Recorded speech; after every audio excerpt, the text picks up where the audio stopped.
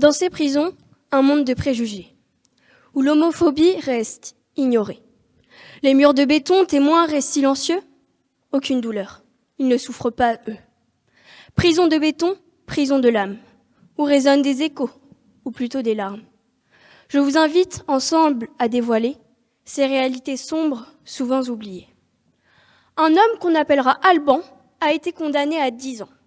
Homosexuel et séropositif dans ce milieu agressif, il cacha, au début de son incarcération, son orientation. Quelques mois après son arrivée, son identité fut révélée.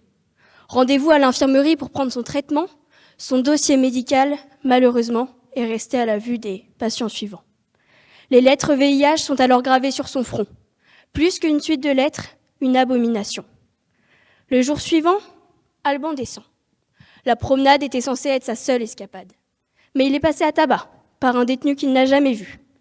Terrifié, il évite la cour et se cache dans sa cellule. Submergé par la peur, la honte, l'angoisse, toutes ces émotions qui refont surface. Ces vers devaient attirer votre attention, mais lorsque les actes sont plus forts que les mots, il ne faut peut-être pas en faire de trop. La narration va donc pour le moment être mon moyen d'élocution. Des mots simples pour évoquer des actes difficiles, terribles, qu'aucune poésie ne pourra rendre jolis. La semaine suivante, il se rend aux douches. Alors qu'il se déshabille, il a juste le temps de se retourner pour voir son agresseur et 2 autres détenus se ruer sur lui. Ceux-ci le saisissent, le collent contre le mur de la douche du fond, tandis que le premier tente de lui enfoncer un balai dans l'anus. Alerté par les cris, le codétenu d'Alban se jette dans la bagarre, offrant du sursis à celui-ci.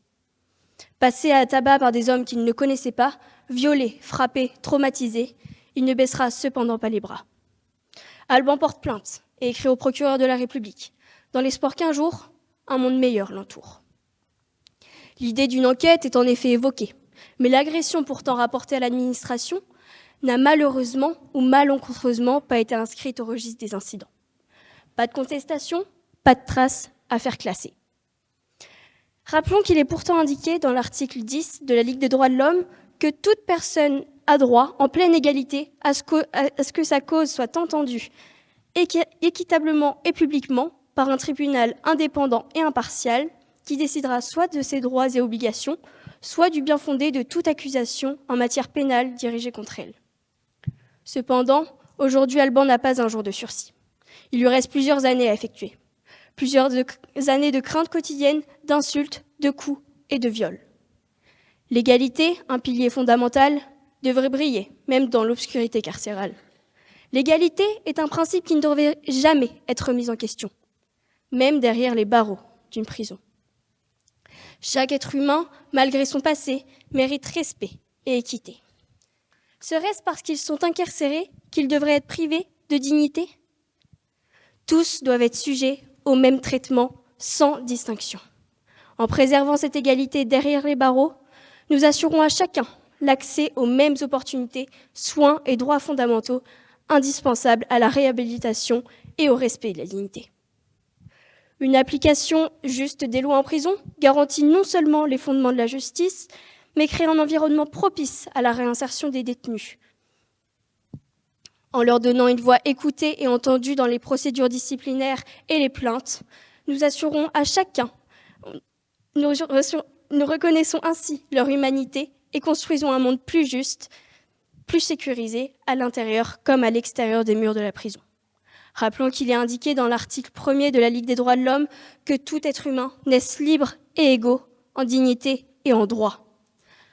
Alors, mesdames et messieurs, vous avez aujourd'hui entendu le récit d'Alban, ce prisonnier abusé, violenté, mais aussi humilié.